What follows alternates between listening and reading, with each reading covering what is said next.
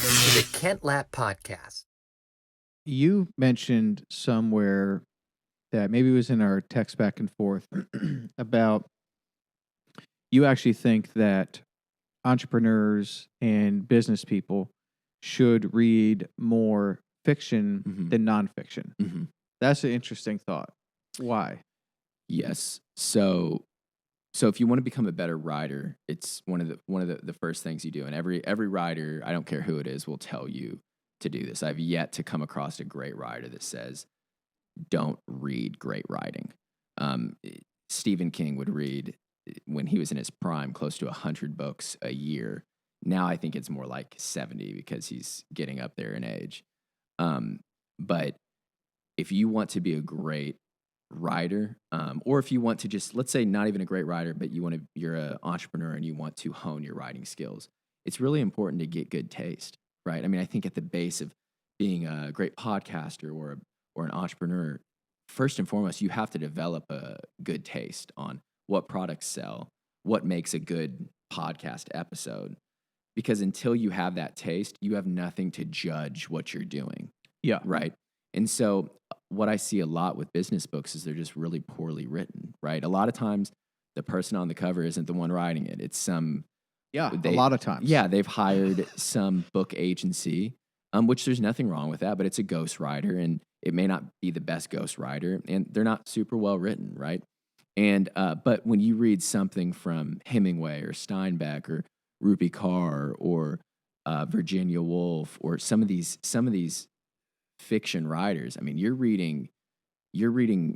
It's like watching Michael Jordan game film. Like you're watching the creme de la creme of talent put out their greatest works of their lives. And so that's why I say, if you want to be a better writer, make sure you're reading fiction, because if you just say, all right, I'm not into fiction, it doesn't help me with anything, you're immediately removing 75% of the greatest writing that exists in the world. So that's my stance. Yeah, that makes sense. And you basically can't outsource fiction, correct? Is there ghostwriting for fiction, or is that very uncommon? It's pretty uncommon. There's rumors that some really big writers like Nora Roberts, who's putting out like 10 books a year, there's rumors that she is a ghostwriter. I don't know if it's true or not, but I think it's much more prevalent in nonfiction. Yes. Okay. So with fiction, you're at least kind of getting it straight from the horse's mouth, so to speak. And then the other thing with nonfiction too is it's sometimes they just need to add more words, they need more pages, so now you're reading a whole bunch of fluff. Like with nonfiction, sometimes you might be better off just reading the cliff notes and just now you have it. But the reading experience isn't always great. I feel like you can tell if I used to be kind of a mindset where if I'd start a book, I kind of have to finish it, like to just check it off in my mind. Yeah, it feels like not sneezing, right? You have to sneeze and then you're like, that's exactly it. But it's like if there's not a compelling reason to keep reading the book, if it's not enjoyable or you're at least not learning some decent things in an enjoyable fashion, I don't have a problem setting the book down anymore and just moving on. Life's too short. Yeah, it really is. Absolutely. I think that's super wise. And I mean, if it's a book that you feel like they had to add 50% of fluff in to meet a word count, then yeah, you're right. I mean, just read the cliff notes. Yeah. But fiction's just something different. I mean, I could go on forever. Have you read Gates of Fire? I see it on your bookshelf back there. Yeah. So I have read half of that book. This was a few years ago. Could you not get into it? Well, not really. Okay. Which was sort of weird because I think you're like the third person to mention Gates of Fire in the last year. And it is so good, man. I don't know why I remember where I was sitting in our last house when we were reading it, and I did like it when I was reading it, but I can't remember why I stopped. So yeah, I mean, it's by Stephen Pressfield, which Pressfield wrote The War of Art. Have you read that book? Oh yeah. Love that. Stunning. Yep. But I think Gates of Fire is almost better than The War of Art because it's sort of his ethos encapsulated in fiction. But if you're into that like warrior mentality, I mean, you got to read that book all the cover to cover. It's amazing. But if you don't want to read that, a piece of fiction I tell everyone to read is City of Thieves by David Benioff, who was the showrunner for Game of Thrones.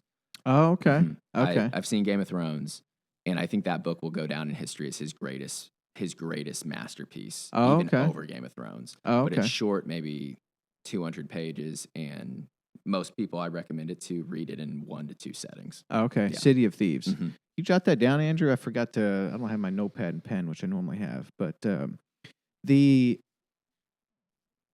so kind of bringing this back to like what works with communication. So obviously, I'm doing the podcast and would like the podcast to be something that's beneficial to listen to, and it flows well, and it's interesting and informative, and it's conversational, and it's Mhm. not boring, and like those types of things. And